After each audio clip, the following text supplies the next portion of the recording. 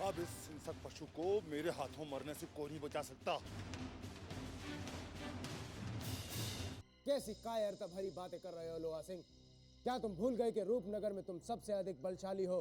अरे वो हमें क्या वेतन देंगे कलावती जी? उनके पास तो फूटी कौड़ी भी नहीं है, इसलिए हम दोनों ने उन्हें कुछ दिनों का समय और दे दिया है। आखिर कब तक वो मायावी शक्ति हमारी दृष्टि से ओझल रहेगी? हम किसी भी बाहरी शक्ति को अपने राज्य में सहन नहीं कर सकते। मुझे पूरा भरोसा है रणवीर सिंह से पूर्व हमें सफलता मिलेगी। हमें तुम पर पूरा भरोसा है अभिमन्यु। वो तुम्हारी सहायता भी करेंगे और स्वयं ही तुम्हें रूपनगर की सीमा पर पहुंचा देंगे। मुझे पहली बार किसी ने सही मार्गदर्शन दिया है। आप एक साधारण मनुष्य नहीं हैं। विराजिए, आइए। आपके आ जाने से हमारा ये तांत्रिक मठ पवित्र हो चुका है। आइए।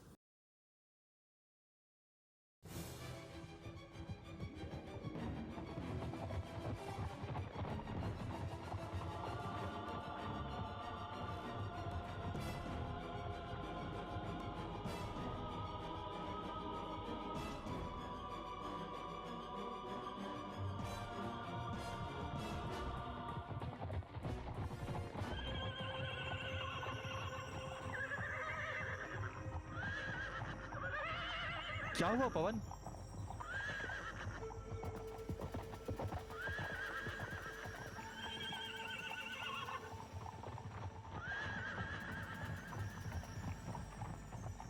पवन, मैं कह रहा हूं, चल पवन।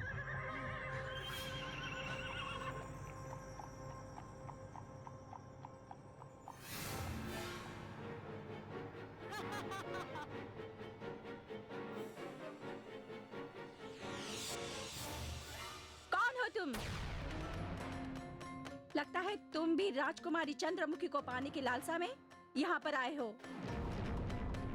लौट जाओ, नहीं तो तुम्हारा जीवन संकट में पड़ जाएगा। एक बार आगे बढ़ने के बाद मैं पलट कर नहीं देखता। मेरा लक्ष्य चंद्रमुखी को पाना नहीं है, इसलिए मुझे मृत्यु का कोई भय नहीं है। देखने में ये युवराज कहीं से भी कोई मायावी शक्ति नहीं लगता है।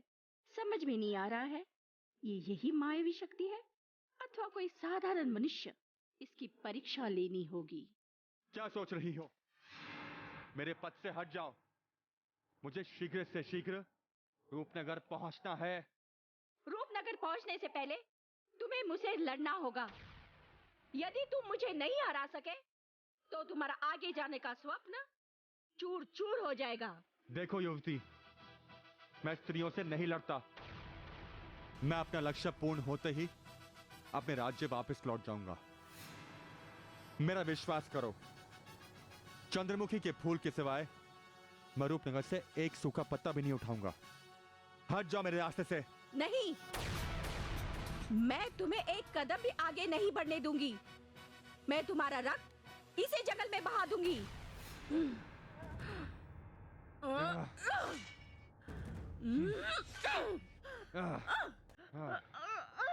अगर तुम स्त्री नहीं होती तो मैं अभी तक तुम्हारा रक्त बहा चुका होता। हट जाओ मेरे रास्ते से, अन्यथा तुम्हारी मृत्यु निश्चित है। अरे तू क्या मुझे मारेगा? तेरे जैसे हजारों हिंसक पशुओं को मैं समाप्त कर चुकी हूँ। यदि साहस है तो वार कर मुझ पर। युवती, तुमने मुझे हिंसक पशु कहा। मैं अपनी मर्यादा समाप्त करके एक स्त्री पर वार करूंगा।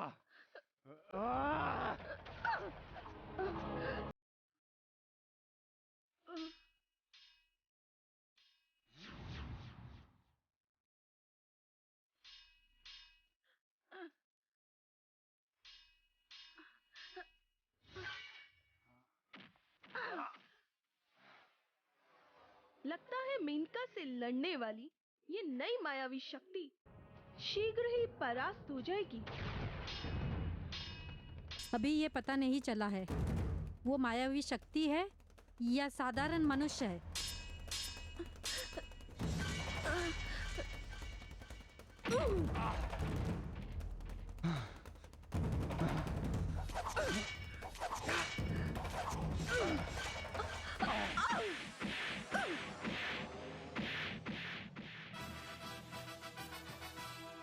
ये क्या हो गया? वो शक्ति तो मेनका पर भारी पड़ रही है।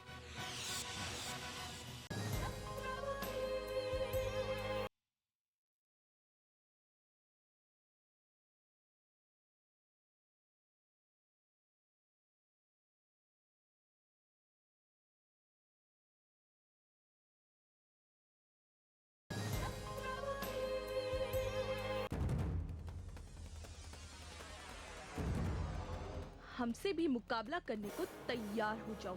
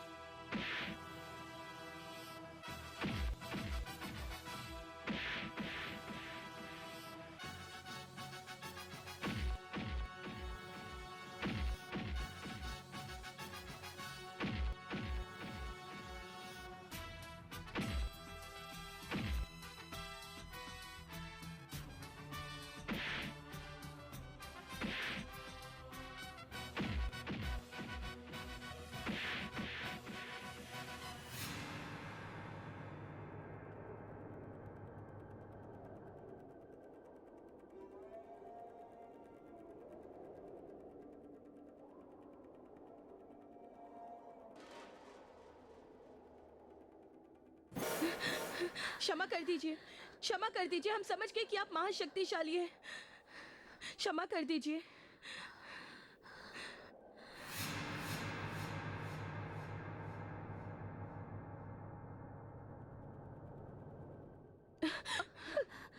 मेनका, चलो, हमें जल्दी से ये सूचना मंत्रीवर को देनी होगी।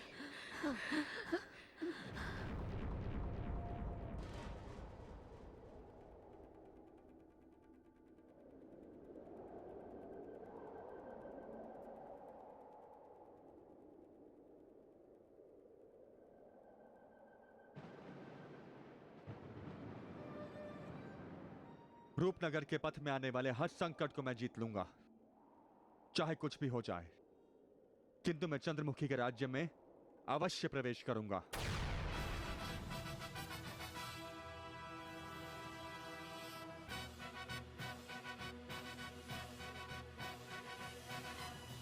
इतना समय बीत गया, किंतु हमारी तीनों मायावी शक्तियों की कोई सूचना नहीं आई। समझ में नहीं आता जंगल में क्या हो रहा है। हमें इसकी कोई सूचना क्यों नहीं मिल पा रही है? भाई जी, अब हमें अशुभ संकेत दिखाई देने लगे हैं। लगता है हम पर आक्रमण करने वाली उस मायावी शक्ति ने हमारी सेविकाओं को भी नष्ट कर दिया है। नहीं परमवीर, इस संसार में कोई भी हमारी मायावी शक्तियों को पराजित नहीं कर सकता।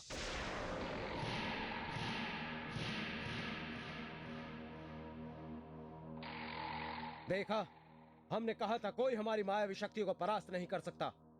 बताओ कौन थी वो मायावी शक्ति जिसने हमारे सैनिकों को मारने का दुस्साहस किया था? कहाँ है उसका रक्त से सना हुआ मस्तक?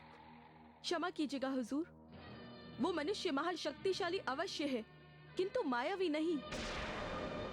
लड़ते लड़ते उसने हम तीनों को हरा दिया, किंतु वो मनुष्य से पशु नहीं बन पाया था। बनता भी कैसे? वो कोई युवराज है। यदि मायावी शक्ति होता तो हम तीनों को एक साथ आक्रमण करते देखकर हमें डराने के लिए अवश्य किसी हिंसक पशु का रूप धारण कर लेता। तुम तीनों अपनी पराजय छुपाने की चेष्टा कर रही हो। यदि तुमने उसका डटकर मुकाबला किया होता तो अवश्य किसी पशु का रूप धारण कर लेता, परंतु तुम कायरों की भांति वहां से भाग चली आई। यदि हम भागकर अपने प्राण नहीं बचाते तो भी आपके सामने नहीं आ पाते। उस युवराज का बल और शौर्य इतना अधिक शक्तिशाली था कि उसने हमें किट और पतंग की तरह वायु में उड़ा दिया। पता नहीं उसमें इतनी सारी शक्ति कहाँ से आई है। एक साधारण मनुष्य ने हमें हरा दिया। अवश्य वो युवराज संसार का अधिक बलवान मनुष्य है। वो बलवान मनुष्य नहीं है ना, बल्कि वो मनुष्य के रूप में कोई भयानक हिंसक शक्ति है। अरे तुम लोगों को ये समझ में क्यों नहीं आ रहा? जबकि मैं कई बार कह चुका हूं कि मैंने उसे स्वयं अपनी आंखों से मनुष्य से हिंसक पशु में परिवर्तित होते हुए देखा है। मूर्ख! लोहा सिंह ठीक कह रहा है। हम दोनों एक साथ धोखा नहीं खा सकते। तुम तीनों के कार्य में कोई खोट रही होगी। हम एक बार फिर कहते हैं कि वो कोई युवराज नहीं बल्कि एक मायावी शक्ति थी। आपस में लड़ते रहने से कोई लाभ नहीं होगा परमवीर। जितना विश्वास हमें तुम पर है उतने ही विश्वास पात्र हमारी ये तीनों सेविकाएं भी हैं। हम अपने आंखों का देखा कैसे झुठला सकते हैं भाई जी? हमने उस पशु को अपनी आंखों से अपने सैनिकों पर आक्रमण करते हुए देखा है। ठीक है, जिसे तुम सब ने देखा है उसे हम भी देखना चाहते हैं। क्या आखिर ये अद्भुत जीव है कौन जिसने रूपनगर की सीमाओं में प्रवेश करने का साहस किया है? निश्चित ही कोई ऐसी शक्ति आ गई है जो रणवीर सिंह का सर्वनाश कर देगी, किंतु वो शक्ति है कौन? शीघ्र ही कलावती जी को जाकर सूचित करना होगा।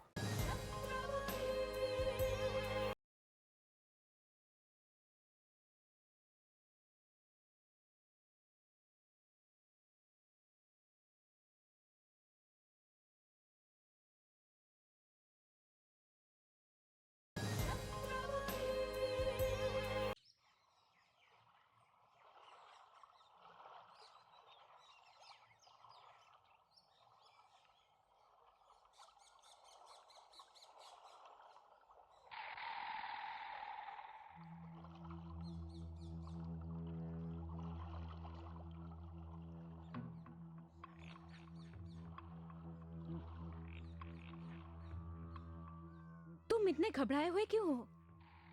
कहीं कोई अनर्थ तो नहीं हुआ है? अनर्थ हुआ है कलावती जी, लेकिन आपका नहीं, उस रणवीर सिंह का। उस रणवीर सिंह के विनाश का समय आ चुका है। शीघ्र ही बताओ। शत्रु के विनाश का समाचार सुनने के लिए हमारी उत्सुकता बढ़ती ही जा रही है। बताओ क्या सूचना है? सूचना ये है कलावती जी, जो रूपनगर के जंगल में युवराज प्रवेश कर चुका है वो आधा मनुष्य और आधा पशु है। क्या? आधा मनुष्य और आधा पशु? कहीं वो वही युवराज तो नहीं जिसके बारे में तुमने हमें बताया था? ठीक पहचाना आपने, ये वही युवराज है जिसे रणवीर सिंह की तीन मायावी शक्तियां भी पराजित नहीं कर सकी। ये जानकर रणवीर सिंह के पैरों तले से धरती खिसक गई। अच्छा हुआ रणवीर सिंह के प्राण नहीं निकले। उन्हें अपने सेविकाओं के शक्तियों पर बहुत घमंड था। रूपनगर के पथ में आने वाले उस महाशक्तिशाली युवराज ने रणवीर सिंह से मिलने से पहले ही उनका आधा घमंड चूर कर दिया होगा। यदि वो युवराज रूपनगर पहुंचने में सफल हो गया तो रणवीर सिंह की रातों की नींदें उड़ जाएंगी। अब ये बताओ, वो नया अद्भुत मायावी युवराज है कौन? वो किस दिशा के राज्य से हमारे राज्य में आया है? ये तो नहीं बता सकता कलावती जी, किंतु ये अवश्य बता सकता हूं, वो अद्भुत युवराज आपके शत्रुओं के लिए विनाशक होगा। जो भी योद्धा, महायोद्धा उस महाशक्तिशाली युवराज के पथ में कांटा बनने का प्रयत्न करेगा, वो उस कांटे को चुभने से पूर्व ही तोड़ देगा। यदि ये सत्य हो गया तो हम तुम्हें मुंह मांगा इनाम देंगे। तुम्हारी इस सूचना से हम अति प्रसन्न हैं। लो ये छोटा सा उपहार। आपसे बार बार उपहार लेते हुए मुझे शर्मिंदगी महसूस होती है। यदि इस पापी पेट का प्रश्न नहीं होता ना, तो मैं आपके इन आभूषणों को हाथ तक नहीं लगाता। तुम अपना जीवन संकट में डालकर सदैव हमारे लिए गुप्त सूचनाएं लाते हो, इसलिए इन उपहारों पर भी तुम्हारा अधिकार है। अब बताओ, रूपनगर की ओर तीव्र गति से बढ़ रहे तीनों युवराजों का उद्देश्य क्या है? क्या वो राजकुमारी चंद्रमुखी को प्राप्त करना चाहते हैं या उनका कोई और उद्देश्य है? इसका पता भी शीघ्र लगा लूंगा कलावती जी। अभी उन युवराजों को रूपनगर के और समीप आने दो। यदि रणवीर सिंह के जाल से बचकर वो युवराज रूपनगर के महल तक पहुंच गए तो सच्चाई अपने आप सामने आ जाएगी। अब आज्ञा हो तो चलो। अब तुम जाओ।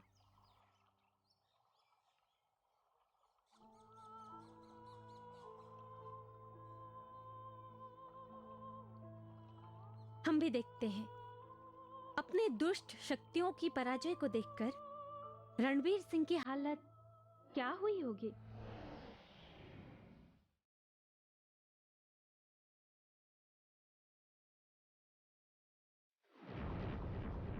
हुजूर, हम कब से आपकी प्रतीक्षा कर रहे थे। हमने जो सुना है अभी भी हमें विश्वास नहीं हो रहा है। अब आप आ ही गए हैं तो सच्चाई भी सामने आ जाएगी। कैसी सच्चाई? कौन सी सच्चाई? हम उसी मायावी शक्ति के बारे में बात कर रहे हैं जिसने रूपनगर के जंगलों में आतंक मचा रखा है। कहिए ना, क्या है वो मायावी शक्ति? कलावती को इस रहस्य का भी पता चल गया। समझ में नहीं आता हमसे पहले हमारे गुप्त रहस्यों की सूचना इसे कैसे प्राप्त हो जाती है।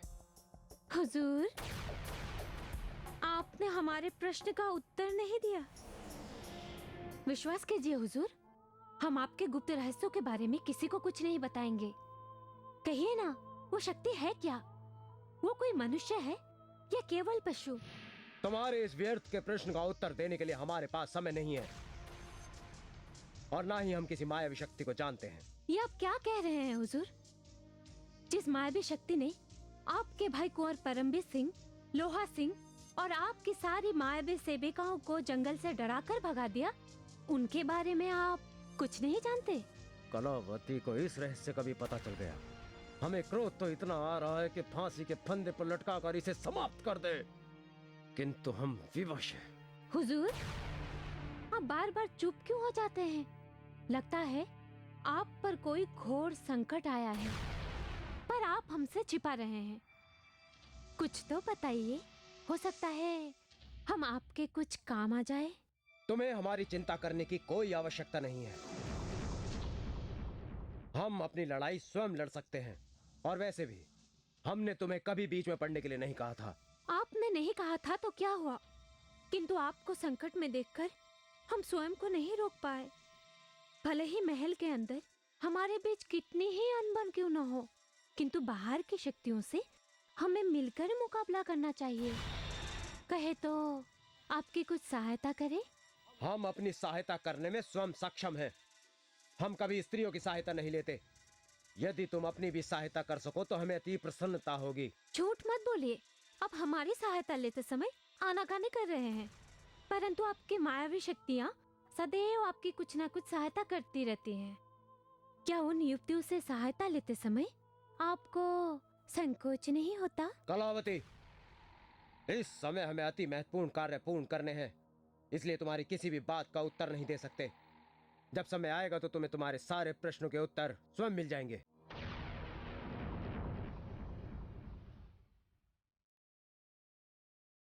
आज रणवीर सिंह हमारे आगे इतने विवश हो गए कि हमारे एक भी प्रश्न का उत्तर नहीं दे पाए।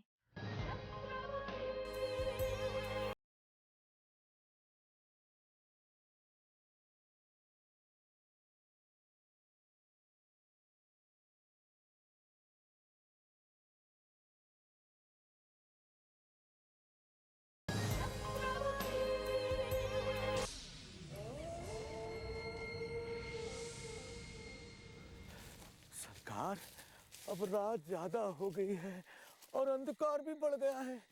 अब इस अंधकार में आगे बढ़ना संकट को न्योता देने के समान है। और वैसे भी जंगली पशु पक्षी अपने अपने भोजन की खोज में इधर उधर भटकने निकले होंगे। कहीं ऐसा ना हो सरकार कि हम किसी जंगली पशु का भोजन बन जाएं। जोरावर, यदि तुम इसी प्रकार डरते रहे तो हम स्वयं तुम्हें मारकर किसी जंगली पशु का भोजन बना देंगे। हम स्वयं विश्राम के लिए कोई सुरक्षित स्थान खोज रहे हैं। तब तक चुपचाप आगे बढ़ते रहो। सरकार, अब इससे सुरक्षित स्थान और कहाँ मिलेगा? यहीं रात भर विश्राम करते हैं। सवेरे यहाँ से निकलेंगे तो हमारे लिए हित में होगा। वैसे भी आगे से पशु पक्षियों के गुर्राने की तीव्र आवाज तीव्र गति से आ रही है। ठीक है जोरावर, तुम इतना कह रहे हो तो हम भी यहीं कहीं विश्राम कर लेते हैं। वैसे भी हम थक बहुत गए हैं, लेकिन सुबह सूर्य की पहली किरण निकलते ही हम राजकुमारी चंद्रमुखी के राज्य की ओर कूच करेंगे। अवश्य करेंगे। अब यही रात्रि विश्राम करते हैं सरकार। सरकार, अच्छा हुआ जो आपने मेरा आग्रह नहीं ठुकराया, अन्यथा इस प्रकार रात्रि में अंधकार में आगे बढ़ना संकट को न्योता देने के समान था। सरकार, रूपनगर के इस जंगल के बारे में जितना मैंने सुना था, ये तो उससे भी भयानक निकला। जिधर देखो मायावी शक्तियां, जिधर देखो मृत्यु। पता नहीं कब पहुंचेंगे हम रूपनगर सरकार। नहीं नहीं जोरावर, हमें लगता है कि हम राजकुमारी चंद्रमुखी के राज्य की बहुत समीप पहुंच चुके हैं। तुम्हें याद है जब हम इस जंगल में आए थे तो एक भी पशु पक्षी की आवाज तक नहीं आती थी। और अब जैसे जैसे हम रूपनगर के समीप पहुंच रहे हैं, आवाजें तीव्र गति से आने लगी हैं। हमें लगता है कि बहुत शीघ्र तुम्हें तुम्हारी महारानी राजकुमारी चंद्रमुखी के दर्शन होने वाले हैं।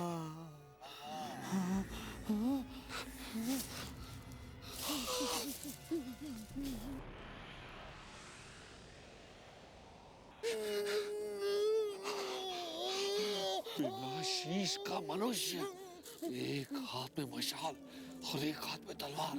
ये क्या हो रहा है जोरावर?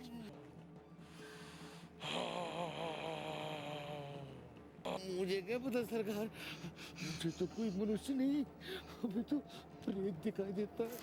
हम अंधेरे में इस जंगल में कहीं भाग भी नहीं सकते सरकार। यही चुप जाइए। चुप हो जाओ, सांस बंद करके बैठे रहो। वो तो हमारी ओर चला आ रहा है, कहीं उसके हाथ लग गए तो तुम कभी अलकापुरी नहीं पहुंच पाओगे।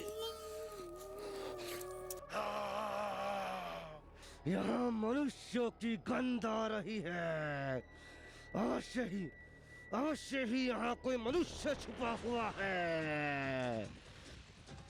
ये गंध और भी तीव्र होती जा रही है। यहाँ एक नहीं, एक से अधिक मनुष्य छुपे होने चाहिए।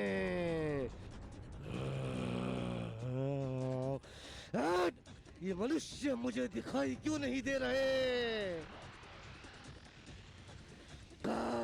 काश मुझे मेरा मस्तक मिल जाता तो इसी क्षण मैं उन्हें मौन के तांत्रिक भैरवनाथ को सौंप देता।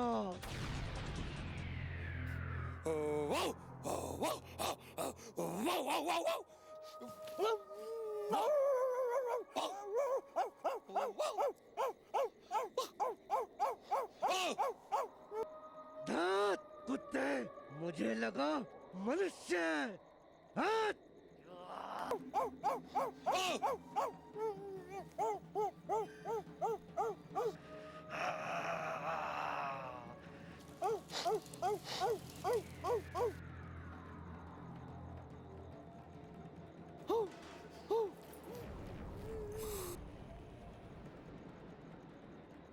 चला गया। लगता है हमारे भाग्य प्रबल है। यदि उस विचित्र प्रेत को हमारा आभास हो गया होता तो तुम भी उसी की तरह बिना शीश इस वन में जिंदगी भर भटकते रहते। शीघ्र निकल चलो, कहीं वापस ना आ जाए।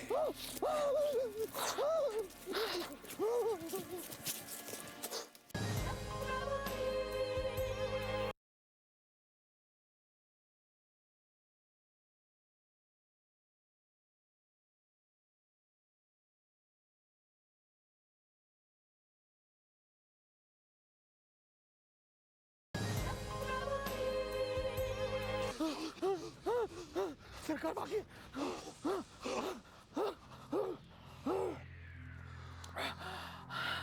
सरकार, न जाने कौन से जन्म में कौन सा पुण्य कार्य किया था जो आज हमारे प्राण बच गए।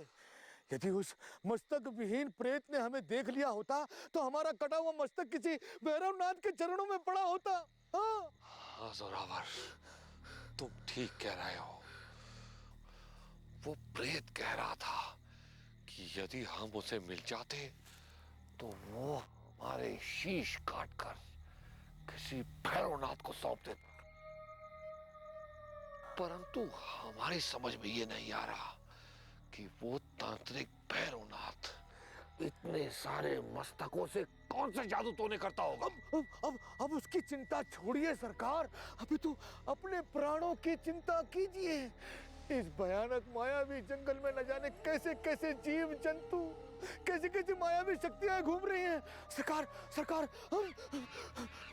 मेरा आग्रह मत ठुकराइए।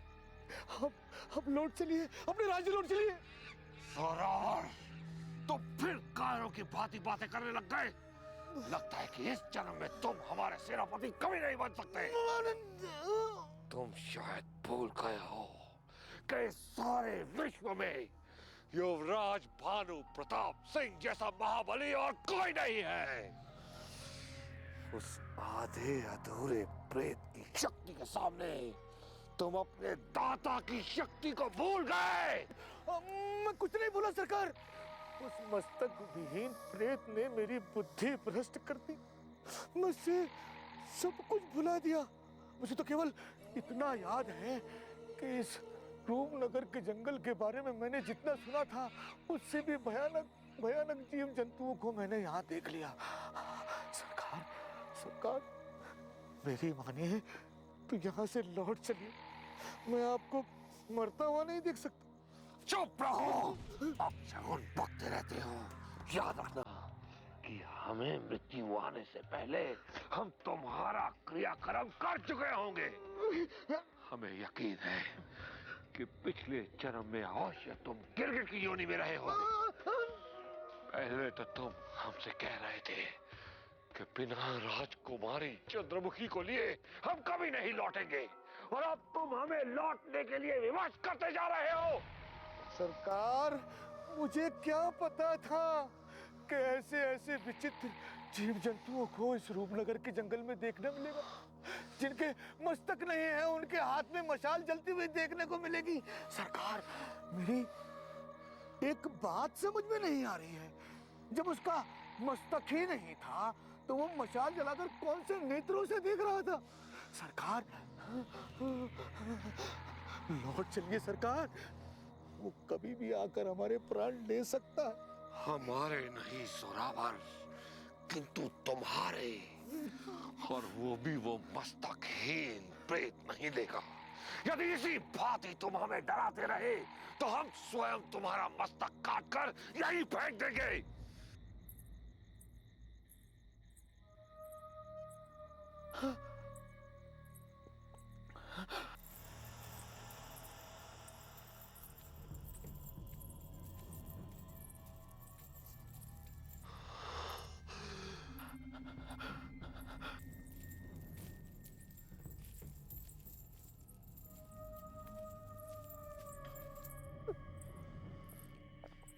सरकार, क्या आपने भी पायलों की जनकार सुनी? हाँ जोरावर, ऐसा प्रतीत होता है जैसे दूर कोई कन्या पायल बांधे चली जा रही है। कहीं वो राजकुमारी चंद्रमुखी तो नहीं? सरकार, अब राजकुमारी चंद्रमुखी जी पायल बांधकर कौन सा तांडव करने वाली है? मेरा मतलब है सरकार, ये कौन सा नया संकट हमारे ऊपर गिरने वाला है? सरकार, मुझे तो लगता है कि वो सर कटा हुआ प्रेत अपने पैरों में पायल बांध के छम छम नाच रहा है। सरकार, मुझे तो बचपन में सुनी हुई कहानी सत्य होती नजर आ रही है। जब कोई प्रेत आत्मा किसी मनुष्य के प्राण लेती है ना, तो वो अपने पैरों में पायल बांध के चम चम चम चम चम चम नाचती है और फिर मनुष्य के प्राण ले लेती है सरकार। चुप रहो जोरावर, ऐसे अंधविश्वास पर यकीन मत करो। चलो चलकर देखते हैं कि वो कौन है। पढ़ो।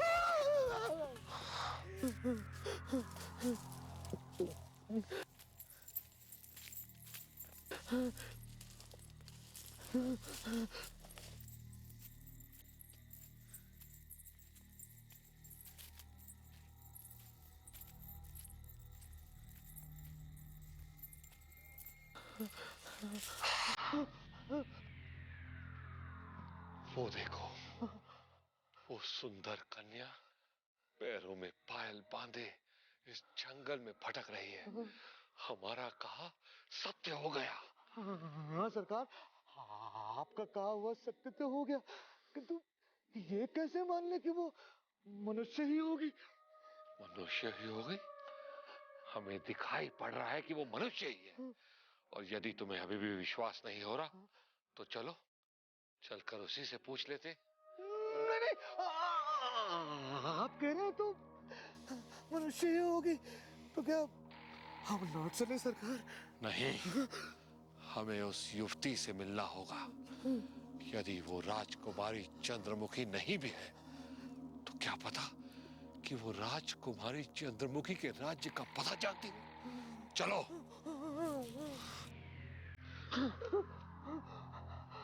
वो कौन आ गया? कौन आ गया ये तो पता नहीं सरकार, किंतु इतना पता चल गया है कि वो जो कोई भी हो, हम पर घोर संकट आने वाला। सावित्री, क्या बात है? मुझे आधी रात को क्यों बुलाया? सब ठीक तो है ना? आज मुझे बहुत प्रसन्नता है। अब मुझे विश्वास होने लगा है कि जल्द ही हम इस भैरवनाथ के श्राप से मुक्त हो जाएंगे। किंतु कैसे सावित्री? क्या उस पाखंडी को हमारी दुर्दशा पर दया आ गई है? क्या उसने हमें मुक्त करने का आश्वासन दिया है? वो पापी भैरवनाथ हमें अपनी इच्छा से क्यों मुक्त करेगा?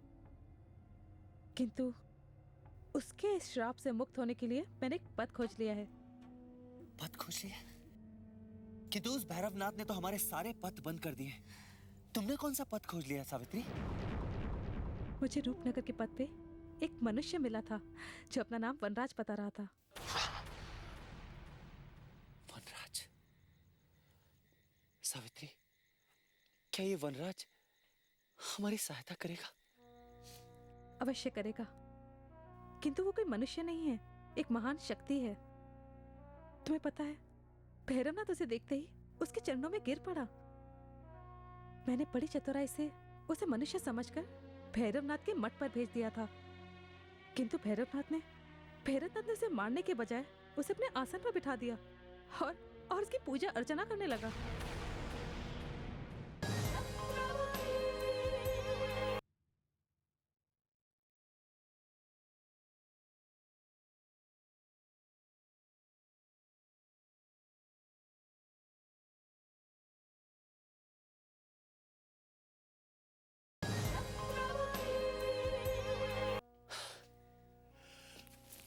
सावित्री, इसका तात्पर्य यह है कि वो महान शक्ति हमें भैरवनाथ के श्राप से मुक्त करा सकती है।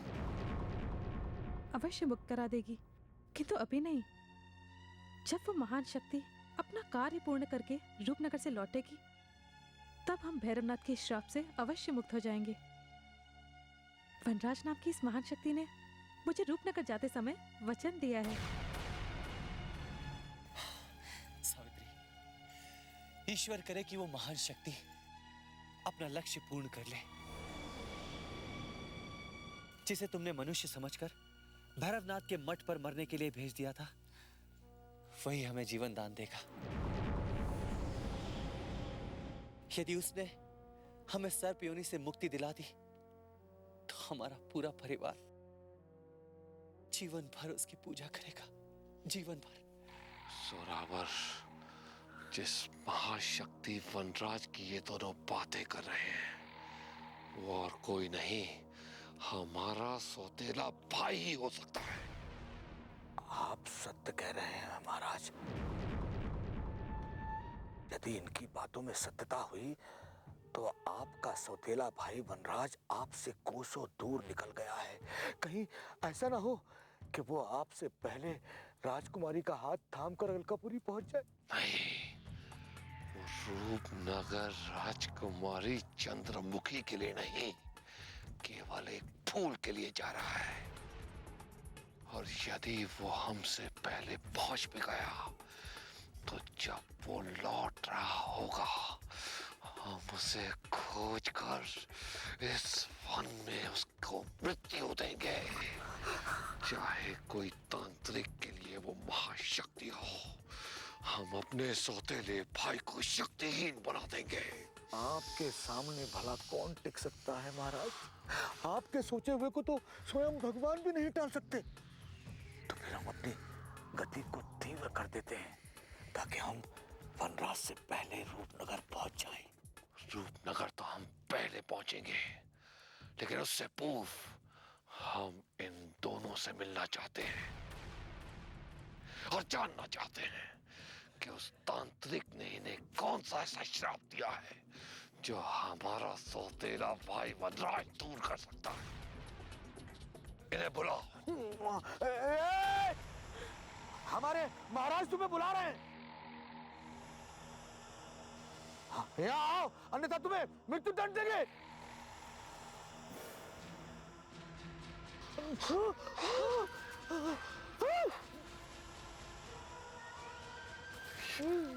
जोरावर, सांप।